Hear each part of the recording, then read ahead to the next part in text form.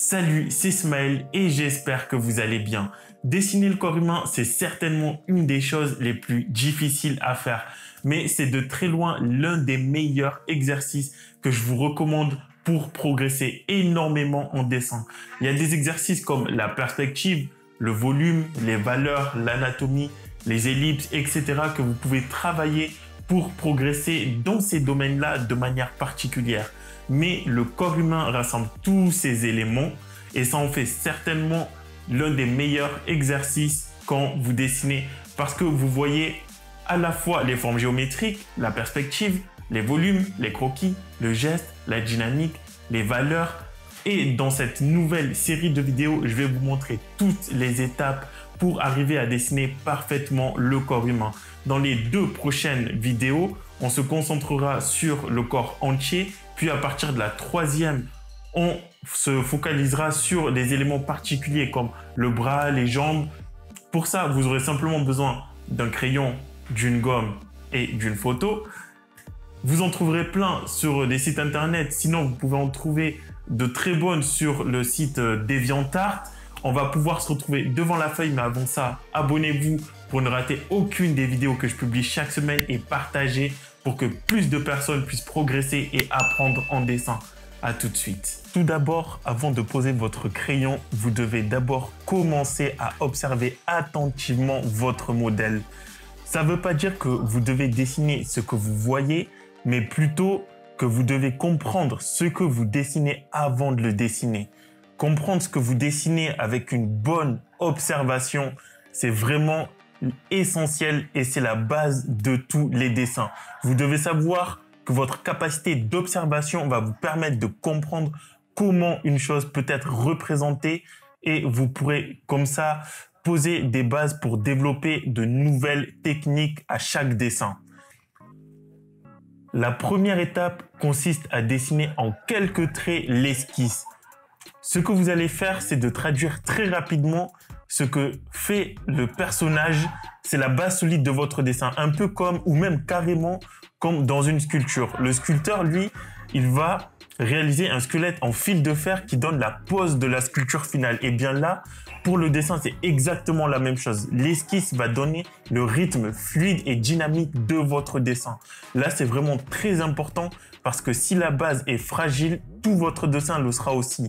Donc, faites vraiment bien attention à ce que votre esquisse soit bien dynamique. D'ailleurs, je donne souvent le conseil de faire des croquis sur le site XNView, mais comme il fait beau maintenant, une fois que ce confinement sera terminé, vous pouvez aussi vous poser dans un parc ou dans un centre-ville ou peu importe, prenez un carnet de croquis et vous pouvez croquer des gens, que ce soit même dans le bus ou dans le métro. Ce que je faisais moi, c'est que pendant 1 ou 2 ans, j'allais dans un cours de karaté pour dessiner les élèves. C'était vraiment intéressant. Et bon, j'y vais beaucoup moins souvent aujourd'hui, mais j'allais aussi au musée des Beaux-Arts de Lyon pour dessiner les plâtres qui sont exposés là-bas. Donc, si vous êtes dans une ville qui possède ce type de musée, vous pouvez aussi y aller pour dessiner des plâtres. Il faut savoir aussi que la capacité d'observation que vous allez acquérir va vous être vraiment utile quand vous voudrez dessiner une action que vous voulez saisir à l'instant T. La seconde étape, une fois que vous avez dessiné l'esquisse, vous devez construire la structure en vous servant de la ligne de force et commencer à vous préoccuper des volumes en dessinant des formes géométriques. C'est la façon la plus efficace de simplifier votre dessin.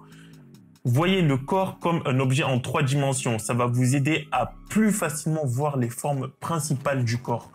Ce croquis rapide va vous permettre de saisir l'essence même du corps. Là, c'est important de continuer de garder la fluidité et l'effet vivant du corps. Parce que même si votre esquisse est fluide, vous pouvez perdre cette fluidité en dessinant la structure. Donc, à cette étape, continuez de faire attention vraiment justement à garder ce dynamisme. Pour les formes géométriques, vous allez retrouver le cube sur le torse, les cylindres sur les jambes et les bras et la forme d'ovale pour la tête. Pour les pieds, dessinez-les comme une forme de cube et aussi pour les mains, ce serait davantage une forme de pantoufle comme je vous l'ai appris dans les vidéos sur comment dessiner les mains. Là, c'est important de savoir transformer une forme complexe comme le corps en forme simple parce que ça va vraiment permettre de comprendre l'anatomie du personnage et vous comprendrez beaucoup mieux la façon dont votre personnage est composé et construit.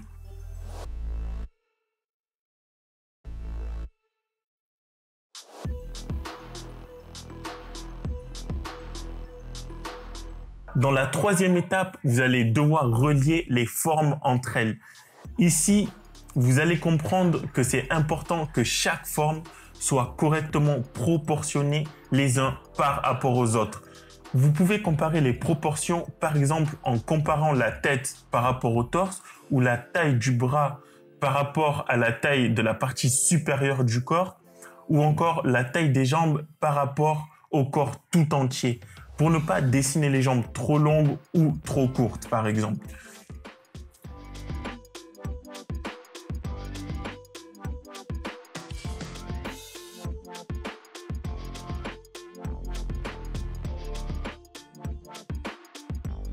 Après ça, l'étape finale de votre dessin, vous allez représenter les formes musculaires et osseuses de chaque membre.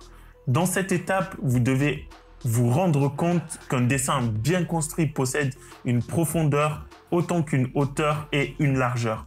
Maintenant que votre dessin est bien propre, dynamique et vivant, vous pouvez tracer les contours des formes extérieures et les contours des formes à l'intérieur du corps humain pour détailler votre dessin. Observez bien quelle partie du corps est influencée par les muscles et quelle partie est influencée par le squelette. Bon, en général, les formes du corps sont plutôt influencées par la forme des muscles, mais vous avez des secteurs comme le crâne, le coude, les poignets ou les doigts, les genoux ou les formes vont être influencées par la forme du squelette. En fait, en général, chaque partie où se trouvent les articulations sont influencées plutôt par la forme du squelette.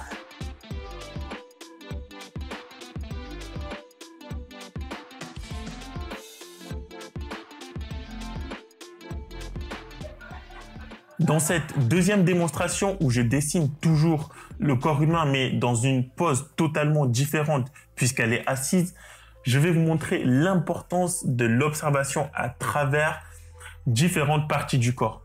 Bien sûr, les étapes sont exactement et restent exactement les mêmes que dans la première démonstration. Donc, dessiner l'esquisse, puis la structure par les formes géométriques. Mais quand vous dessinez ces formes géométriques-là, observez bien les proportions de chaque élément que vous dessinez.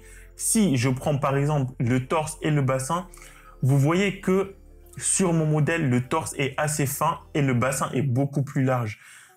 Il faut savoir que de manière générale, les femmes ont un bassin plus large que celui des hommes. Donc prenez bien en compte les dimensions de chaque partie du modèle, du torse et du bassin, mais aussi de la taille et du diamètre des jambes. On peut aussi voir que les deux jambes sont représentées en perspective puisqu'elles arrivent vers nous. La conséquence, c'est que les cuisses paraîtront bien moins longues que si on les regarde de face. C'est donc important de bien prendre en compte quand vous dessinez les différentes vues en perspective des membres du corps humain.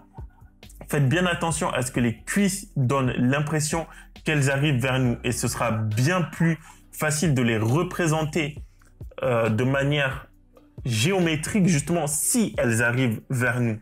Même de manière générale, c'est beaucoup plus simple de représenter une perspective si vous la simplifiez au maximum. Donc même la jambe, dessinez-la dans une forme cylindrique, d'accord, au départ. Ce sera plus simple de la représenter de cette manière-là et de lui donner un côté perspective et ensuite donner la forme des muscles sur cette perspective.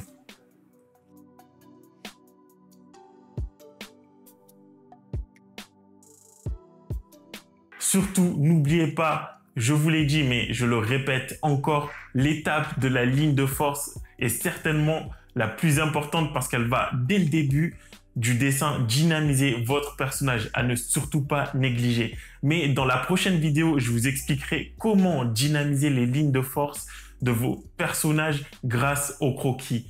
En attendant la prochaine vidéo sur le lien qui se trouve juste en dessous de la vidéo, vous avez droit à une formation entière sur la perspective. Vous apprendrez comment dessiner la perspective à un point de fuite, 2 et 3 points de fuite, la perspective cavalière, atmosphérique et d'autres techniques et méthodes pour dessiner tout ce que vous voulez en perspective. Moi, je vous souhaite une excellente journée, très bon confinement. Ciao!